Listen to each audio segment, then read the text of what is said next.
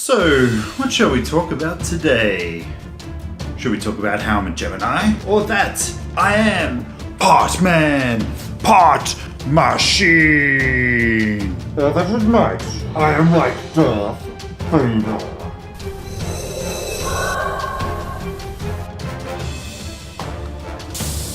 Nah man, we're here to talk about games. Mad Mikeey Gaming. G'day all you mad gamers, I'm Mad Mikeey, I come from the land down under, and in today's show of the Why I Love Gaming series, I'm going to talk to you about a series that has stood the test of time, evolved, sort of changed, and I'm looking forward to this being an amazing series moving forward in the future. It's also had its own movie made. But before we get into that, guys, I know you've got two thumbs. I only want one, so I want you to hit the thumb button if you like what I see. Like what you see. Do I like what I see? I like all my subscribers out there. And while you're at it, don't forget to like, share, and subscribe. And don't forget to tell your old man, tell your mum, tell your brother, tell your sister, tell your cousin Nico, and tell all your friends about Mad Mikeey Gaming, because they might like games. So, in today's show of, it's the second episode now of Why I Love Gaming. Last week, in case you missed it, we did the Silent Hill series, because I'm a huge horror fan, and it was inspired by a follower who I got into a really good chat about horror movies with. And this week, we're going to talk about...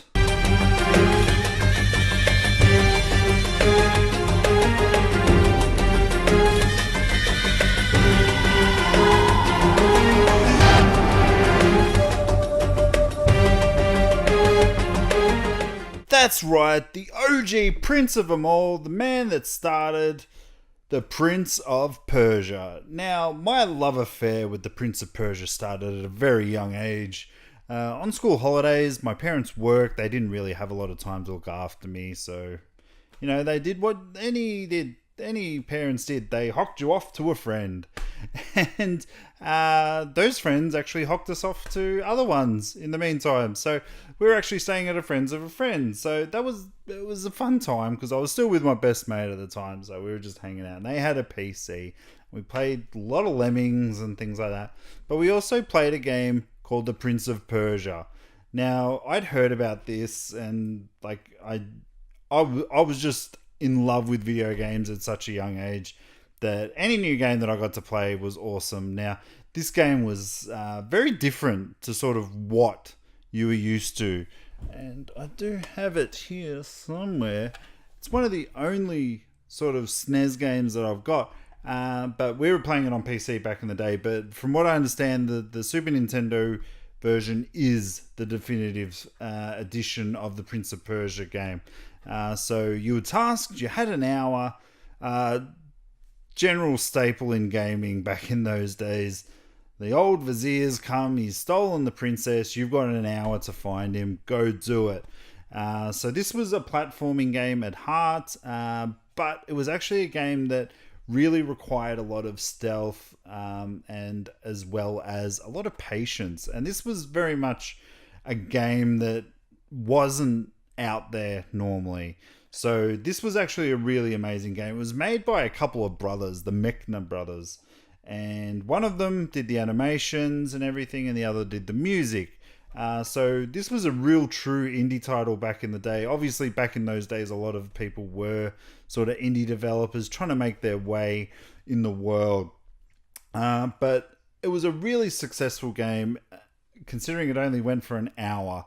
But the amount of hours that you would have put into this game would have been something spectacular because it was just a very hard game. I've never finished it. It's obviously since been released. They brought it to Xbox Live Arcade where they replaced the prince in it and just made it a bit more up to date.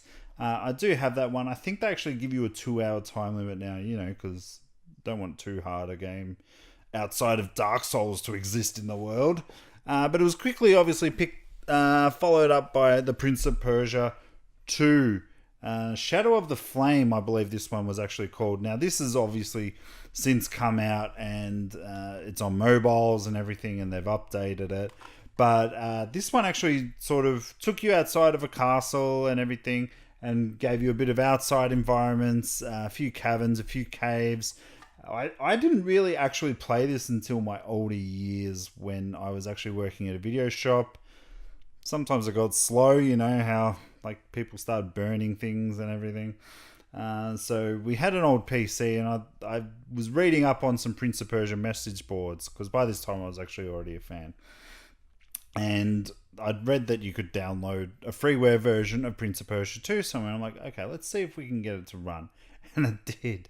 So that took up a bit of time at work. Not going to lie, I had a lot of fun playing it. Again, never finished it, but these games were so hard back in the day. It's one of the main reasons I did sort of get them on the Super Nintendo, because they after the amount of times that they'd gone on different consoles and PCs and gone through different iterations, the Super Nintendo ones ended up actually being the complete one. And as I said about the first one, but where I really fell in love with Prince of Persia was the Sands of Time. Now, long story short, if you don't know me, if you haven't been caught up with all the Getting to Know Mad Mikeey gaming shows, you'd know that I did used to play quite a lot of PC gaming, because that's where you could get a lot of free games, which I no longer do. As you can see, I do collect, and I've got quite an extensive library on Steam, over 400 and counting, aka the pile of shame. But one of the games that I downloaded and I went to go play, and it wouldn't work because I didn't have specific shaders or whatever it was on my video card. And I'm like, I'm not buying a video card for a game. Not going to happen. But it ended up happening, and I fell in love with this game. And as soon as I got an Xbox, I went out and bought it, and I played, like, out of all the modern games, like probably circa 2005 and onwards, these games are the games that I've clocked the most. Probably only second to Mass Effect. But Prince of Persia, The Sands of Times, it's a platform puzzle game. Not something that I was actually usually really into. There was just something about this game that really drew me in. It was the story, it was the setting, it was the voice acting. If you've never played this game, and I mean this when it came out, what year was it? 2003. This game was considered by a lot of people to be the game of the year that year. Just the fact that they took the Prince of Persia franchise, they changed it up, they added in time elements, rewind, fast forward. They just really took it and gave it its own sort of niche. And sort of separated itself from a lot of the other platform games out there. But in terms of the combat, there was combat. It was very much in vain. Like, they still wanted to sort of sit with what the old way of the Prince of Persia was, and it did require a fair bit of patience, but it was sort of simple. Like, it was just really bang, bang, bang, or block, block, block, and sort of hack back, which again was very much like the original Prince of Persia's, except you obviously had you could wall climb and jump and do special moves off and sort of finish them. But really good game, really good ending, and it led on to the eventual one, which was Warrior Within. Now, Warrior Within, this, out of all the Prince of Persia games, this is my favorite. It might be a bit of a controversial one, but not a lot of people did like this game, just because it did take a bit of a darker tone, a bit more sort of teenage angst sort of thing. But the way that the story goes with this one is that obviously in the first one, he saved the day, he turned back the Sands of Time to stop the Sands from ever being released. Well, in the second one, because he's done that, like a time monster is coming for him to undo what he did. And he's sort of been on the run at sea for many of years, and he's sort of become very weathered and just very strained and angry, basically. And he finds out that there's this place called the Island of Time where the sands were created. So he's trying to go over there, and he's trying to actually get it. Now, this game had the same sort of level design, platforming, had actually a different ending. It had multiple endings, so depending on how many collectibles you got through the game, you could actually get the proper ending, which was a bit of a shame, because the proper ending was definitely the better one, but it was the hard one.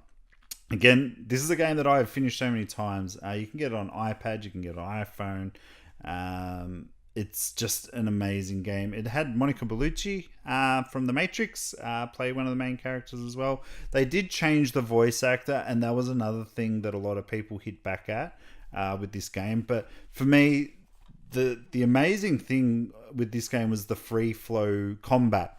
Now, as I'll sort of put up here, any move that you did could lead on to a variety of different moves.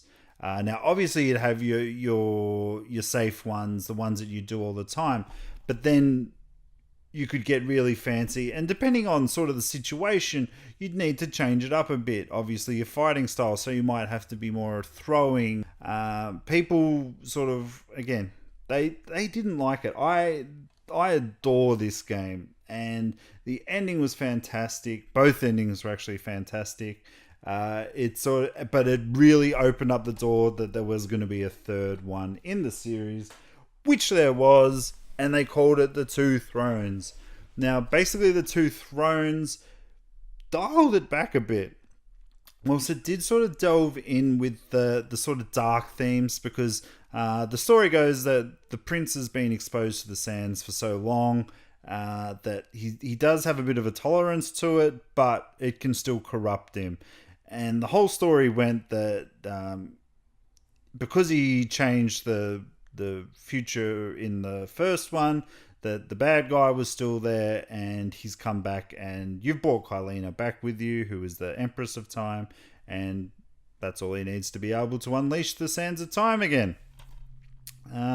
So it took a very lighter tone, and don't get me wrong, the speed kill system that they introduced to this, on top of the free flowing and on top of everything else, the real true evolution of a game series, and that speaks volumes to me in regards to games. I want to grow with a game. Like, I loved the fact that they went with like a naive, stuck-up prince to a very battle-hardened prince who was on the run. He was stressed, and he was just trying to do anything to survive, to try and change his fate. But then they sort of dialed it back. Like, you go back to Persia, and I mean, it's culminated with the fact that you've got to climb the Tower of Babel. It was a good game. It still had a really good story, but the initial E3 where they did advertise it actually had a different tone. And word around the rumor mill was that Ubisoft just totally gave in to fan sort of outcry, the fact that they preferred 1 over 2. So that's why they sort of dialed it back and tried to find a medium, but for both of the fans, because they obviously had both fans. I believe Sands of Time sold a lot better than what Warrior Within did, but hey, what can you do? It was still a really good game. I mean, look, the sticker on here says it was a 9.2.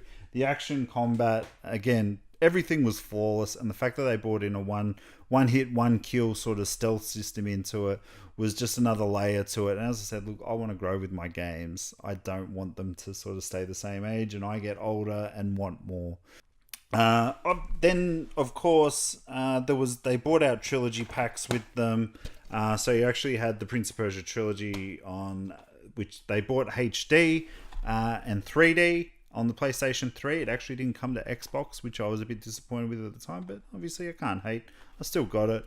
And I actually found a PlayStation 2 version of it as well. I wasn't aware that they'd actually brought this out. These were really good pickups. So I've got them multiple times over. So with the end of the Two Thrones, that was it for the Sands of Time trilogy. Now, I was on the Ubisoft forums, on the Prince of Persia forums, and I used to do fan fiction. That's one of the first real message board things that I got involved with. That's how much I love the Prince of Persia. and like I wanted it to continue and everything, but then they announced that there was another one coming out, and it was just basically called Prince of Persia. Now, this one had cell shading, so they sort of went in a bit more of a different way. I don't know where it came from, but this game was absolutely amazing. Instead of taking on hordes of villains in the first one, you sort of had your four areas that needed to the corruption of darkness taken over. And when you sort of freed an area, just the art style and the lighting and everything, and just it turning back from really a dead area into a full lush green area was totally amazing. It introduced a second sort of playable character, so you had Princess Elika involved with it. Now, this Prince of Persia, he actually wasn't a prince, but you'd actually take on villains one at a time. So each area had your main sort of boss, and obviously you've got a main boss coming up, but all your fights would generally be one-on-one, or I think there was a couple of two-on-two. But again, it was very much like the freeform fighting style that you had with Warrior Within, where you could do certain moves and you could alter it up at any sort of point. The only sort of bad thing about this game was the fact that you couldn't really die. Elika was always there to save you if you fell or if you died. They sort of played that in. And the ending, whilst I enjoyed the ending of the game, it didn't really resolve the game. You sort of really ended up where you began. And then they brought out a DLC for it called Epilogue, which sort of played on after the ending, and really just sort of, I think it gave it the ending that they wanted, but it was a cliffhanger, and they haven't brought out another one since, and I'm heartbroken, and I want this to happen. So Ubisoft, I want a true sequel to this, because you just left us looking out at a big wide world, and you left us there hanging. Prince of Persia the movie. I didn't have to talk Mrs. Mikeey into seeing this because it had Jake Gyllenhaal in it, but like any video game movie that comes out, you need the tie-in game to come out. That's where Prince of Persia The Forgotten Sands came. Now, this one actually takes place in between Prince of Persia 1 and Prince of Persia Warrior Within. So the Wii version was actually different to what the PlayStation and Xbox version is. I do have it digitally, but I don't have it on disc. Now, this game actually really suffered. It came out the same day as Alan Wake and Red Dead Redemption. I bought all three of them on the day, obviously being a big fan of the Prince of Persia. It was just like... Prince of Persia is such a comfort game to me. I know what I'm doing. It's like when you lose control of your life, it's just something that you can go into and you can just play it and be in control, know what you're doing, and I really love it. Now, I've never actually finished this version of the game, but I have finished the Xbox and PlayStation version, and it's such an underrated game. It has, again, the same platforming. It obviously had better graphics and everything, but it actually introduced quite a lot more elements. So it just wasn't rewind time, fast forward time. You could actually then sort of stop water, and sort of each area you were granted a new power to sort of control the elements of the world. So you could bring up like sand and things like that. It's a really awesome game, and but to say that I haven't finished this was probably the most time that I've ever put into a Wii Waggle game. And I just something about the Prince of Persia, especially the Sands of Time, it's just whole thing based on defying your destiny and just really taking control of your life. And I guess that's why it's one of my comfort foods and comfort games. And that's why I love the Prince of Persia series. Do you love the Prince of Persia series? Are you with me? Have you ever played any of the Prince of Persia games? Let me know in the comments below, because this is probably behind a couple of games that we will cover over time that I am totally and absolutely passionate about. And guys, I hope that if you haven't played them, that me talking about it and not spoiling it too much might just entice you to go out and try these games, because obviously they're going to be dirt cheap. As I said, look, if you can get the PlayStation 3 version. It's all upscaled. There's 3D atmospheric thing. I've actually played through them on there, and they're still fantastic. I just don't like the PlayStation 3 controls. But guys, that's it for today. I will see you tomorrow for my new gaming news thoughts, as well as Thursday, and on Friday it's shit I'll probably never play. I know I missed out this week. I did have some camera problems. If you followed me over on Instagram and Facebook and Twitter, I actually smashed the front camera, the front screen. But guys, I'm even thinking, like, even when I'm on the treadmill at like 5 o'clock in the morning, do you guys want me to jump on to like a live chat and we can just have a chat while I'm on there? Because I'm really just on there watching Netflix and stuff like that. But guys, again, hit me up in the comments. I will see you over the next couple of days. Can't wait. Bye guys.